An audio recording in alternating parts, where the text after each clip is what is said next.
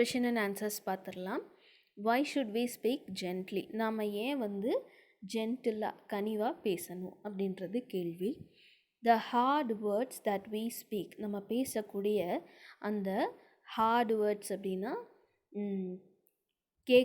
கனிவு அற்ற வார்த்தைகள், அதுனா என்ன பண்ணுதுன்னா will destroy the good deeds that we have done, and so we should speak gently.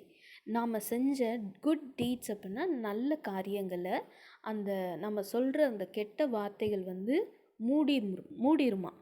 So இது எப்படின்னா மண்ணுக்குள்ளே போட்டு மூடின மாதிரி. ஸோ நீ வந்து என்னதான் நல்லது செஞ்சாலும் நீ என்ன பண்ணுற, அந்த கெட்ட வார்த்தையை சொல்லும்போது குழி தோண்டி உள்ளே புதைச்சிடுற, நீ செஞ்ச நல்லதே வந்து இல்லை அப்படிங்கிற மாதிரி ஆயிரும். Next, what do you infer about speaking with others from this poem? So மற்றவங்க கிட்ட எப்படி பேசணும் அப்படின்னு இந்த போயமில் சொல்லியிருக்கு.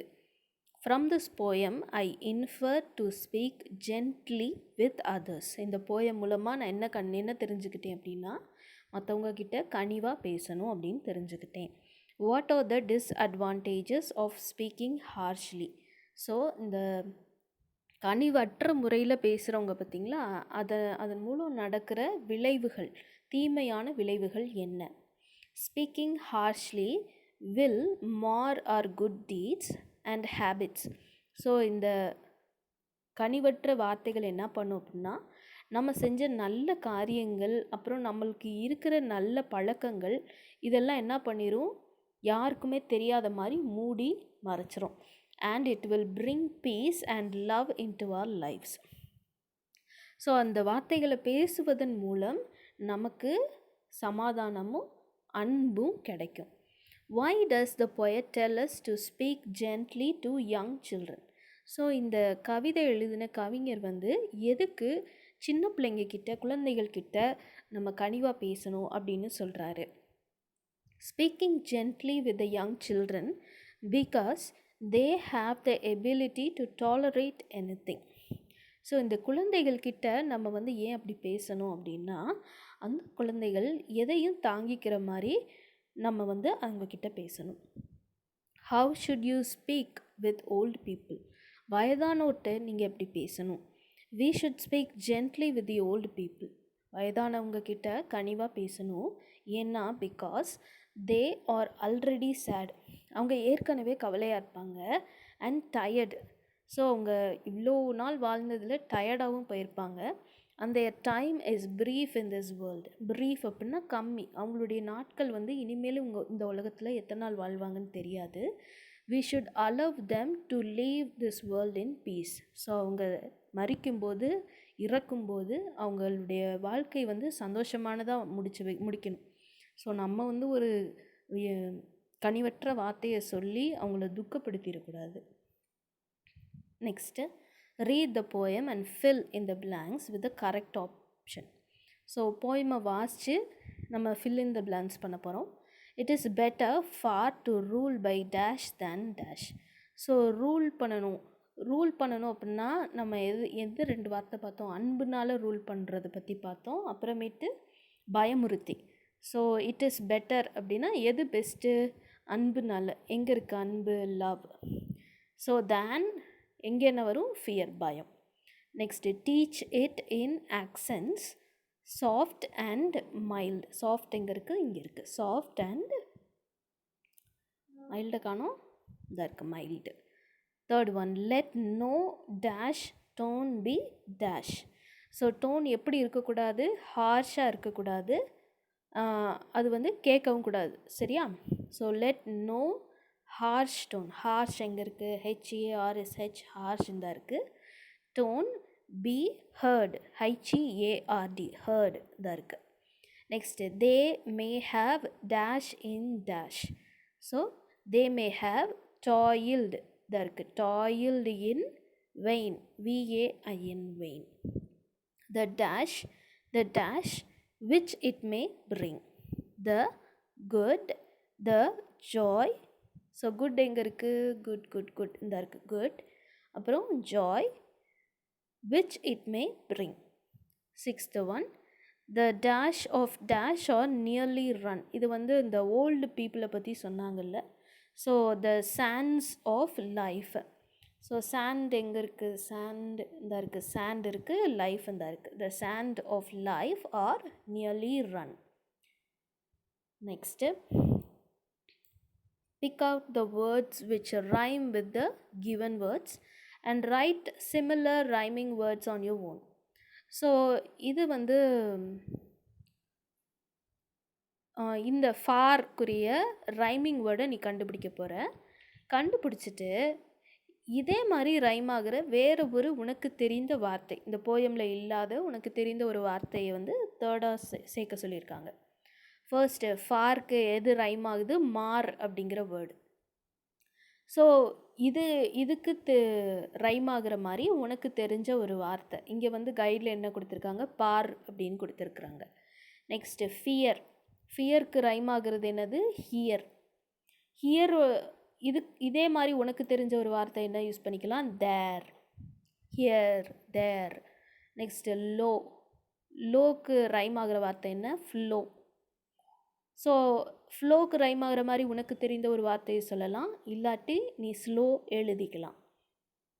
கைண்ட் போயமில் இருக்கிறது பைண்ட், அப்புறம் mind. Remain, gain, rain, they, May, say. Next, take a stanza from the poem, write it in the blanks and find the rhyme scheme. So rhyme scheme அப்படிங்கிறது ரொம்ப ஈஸி. இந்த போயம்லேருந்து ஒரு 4 லைன் கொடுத்துருவாங்க. So first நம்ம ஆன்சர்ஸை வந்து நம்ம மறைச்சிக்குவோம். இது வந்து lines from the poem. First என்ன இருக்குது? Speak gently, it is better for to rule by love than fear. Speak gently, let not harsh words mar the good we might do here. So உனக்கு rhyming அப்படின்னு சொன்னாலே நீ வந்து இந்த கடைசி வார்த்தையை மட்டும் பார்த்துக்கோ. So for, fear, mar, here. So ஃபாரை வந்து நீ ஏன்னு வச்சுக்கோ, சரியா? ஃபார்கிட்ட நீ ஏ போட்டுக்கோ. ஃபாரும் ஃபியரும் ஒரே மாதிரி சத்தம் வருதா பாரு. For, fear. ஸோ ரெண்டும் வேறு மாதிரி இருக்குது. அடுத்தது பாரு, மார். ஸோ ஃபார், மார் ரெண்டுமே சவுண்டு ஒரே மாதிரி இருக்கா? ரெண்டு பேருமே வந்து சொந்தக்காரங்க. ஸோ ஃபாருக்கு நீ ஏ போட்டிருந்தேன்னா மார்கிட்டையும் நீ ஏ போட்டுக்கோ. ஃபியர், ஹியர், இதை பாரு, இது ரெண்டும் ஒரே மாதிரி சவுண்டு கொடுக்குது. ஸோ இது வந்து ஏவோட சொந்தக்காரன் கிடையாது. அப்போ இவனுக்கு வந்து நான் பி போட்டுக்கோ. ஸோ ஃபியரோட சொந்தக்காரன் யார்? ஹியர். ஸோ ஹியருக்கும் நீ என்ன போடுவ? பி போட்டுருவேன். ஸோ இதோட ரைம் ஸ்கீம் என்ன அப்படின்னா ஏ பி ஏ பி இருக்குதா பாரு. A B A B. நெக்ஸ்ட்டு,